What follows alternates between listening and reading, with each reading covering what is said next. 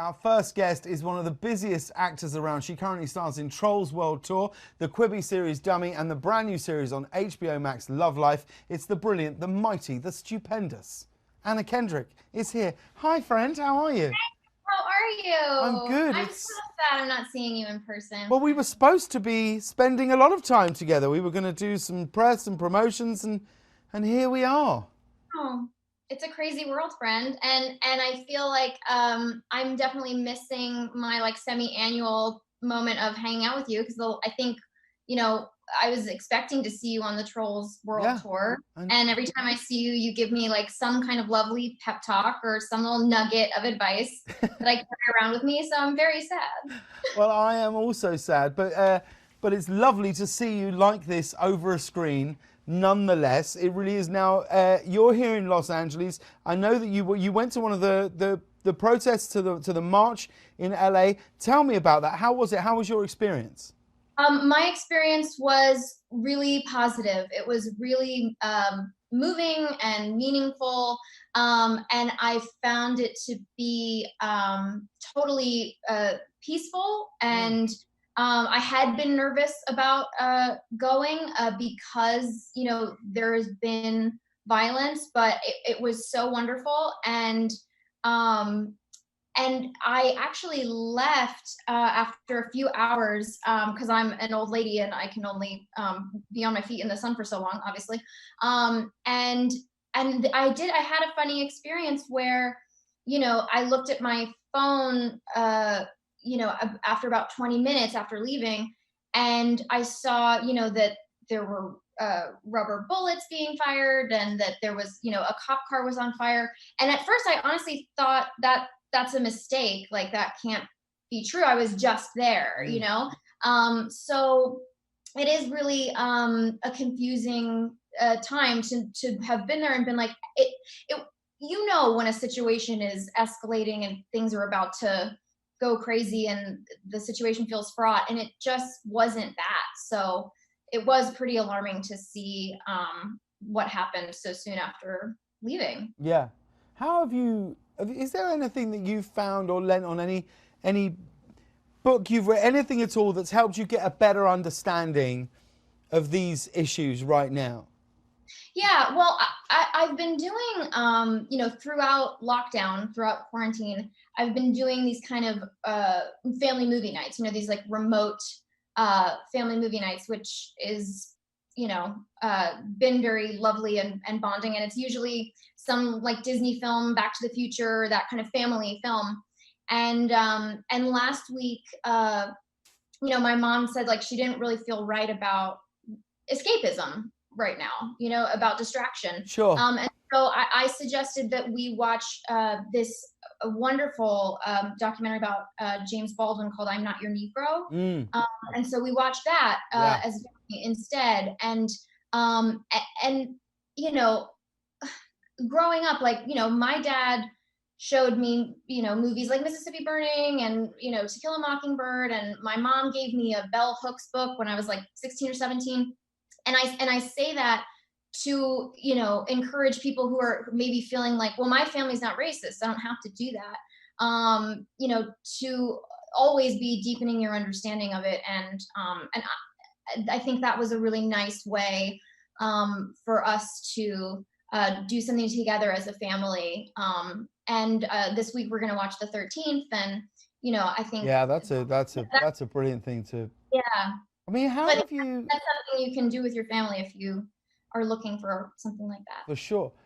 How have you managed during this lockdown and quarantine? Because I thought of you the other way. I was like, you enjoy going to work, I think, more than anybody I know. Like, whenever I talk to you about what you're doing, you will tell me the next 11 things that you're doing. And I'll think, oh my God, how have you coped with just stopping? It's well, the funny thing is that I had finally kind of acknowledged that I needed to take a little bit of time off and maybe not be running around the globe and, you know, working without seeing friends and family for months at a time. You know, take a little bit of time off. And then a global pandemic, a tiny baby global pandemic hit. Yeah. Um, and I was a little bit like, this isn't what I meant. Yeah, I do feel like I'm a little bit concerned that when this is over, the powers that be will be like, okay, so you're ready to get back to work. And it's like, I meant more like going to the movies and stuff, but Yeah, that's like the thing. literally locked in my house. Yeah, Wasn't I'd what I like it without the anxiety. I'd Yes, like it yeah. without the fear. What have you been doing around the house to keep yourself busy? I've gotten through most of the big Lego sets. I am a grown woman, yes, James, in case you forgot. But yeah, I've made the Millennium Falcon and the Tower at Isengard from Lord of the Rings and Hogwarts Castle. So You've made yeah, all. those Hang on, but now, because here's my question: do you make them and then keep them to look at, or do you dismantle them at any point? Because this is the problem with Lego in our house. yeah, Is yeah. my son, because he's 9, so he's legitimately okay doing the Lego, and we build something, and then he thinks, oh, that should now live on these shelves. So, Forever. and he never wants to dismantle and rebuild something perhaps from his own imagination. Yes. I mean, I will confess that even as a grown ass woman, I have maybe too much pride in the Lego builds that I've done, and they are currently on a shelf in my living room. Are they going to stay there? No, I'm telling myself. But yeah, my intention is obviously to dismantle them and give them to a child who would enjoy making them. But I know that that day will be sadder than I would like to admit. Oh, you'll be devastated. Now, I want to talk to you about your brilliant new series, Love Life. I feel like you've made a series that's basically just made for me. This is my kind of show. You are my target audience because I remember making Into the Woods with you, bonding with you over love of romantic comedies. Oh, an incredible genre, an all-time fave. Because I started talking about a scene in You've Got Mail Oh, and you started quoting the lines back to me where he's like, I wouldn't have been able to wait for you to call me, and I would have left a message on your machine, and blah, blah, blah, blah, and on and forever on. and ever, We both shall for live. as long as we And, both shall live. and you said, for as long as we both shall live. And I was like, James, this is the beginning of a beautiful friendship. Oh my This God. So it is like unabashedly a romantic comedy series. And the concept is that every episode is a single relationship, whether that relationship is 6 years long or a one night stand. And it's really about the way that we learn and grow and how we change based on the relationships that we have in our lives. And there's a kind of like David Attenborough documentary element to it where it's like observing human behavior that I think is really funny. Now, you're also a producer on the series.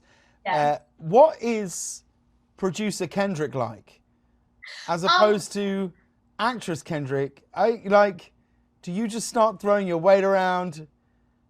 Well, okay, so it's me, so it's I'm blushing a little bit, but yeah, it's not that different because I've always been opinionated and bossy. No, I don't believe it.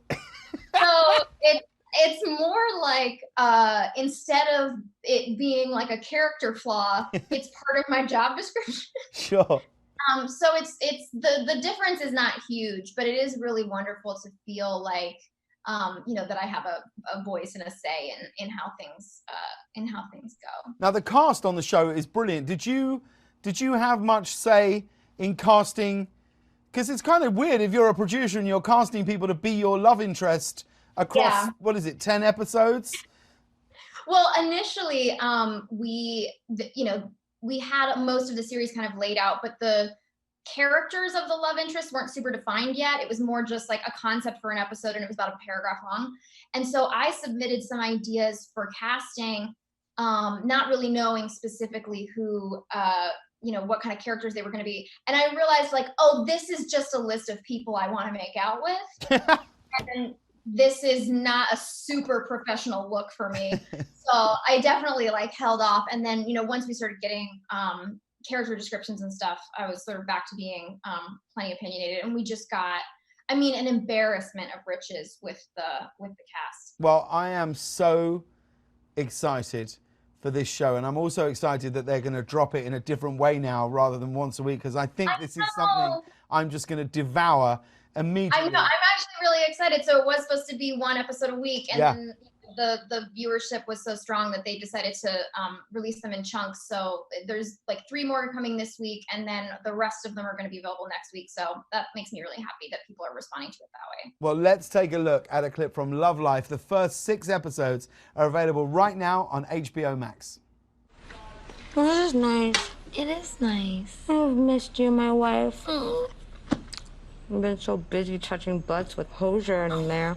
I never see you anymore. I'm sorry. It's okay. I don't know, I sound so stupid. Mom. I finally feel like it feels really right.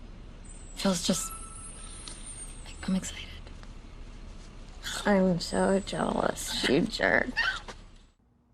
Stick around. We'll be back with more Anna Kendrick right after this.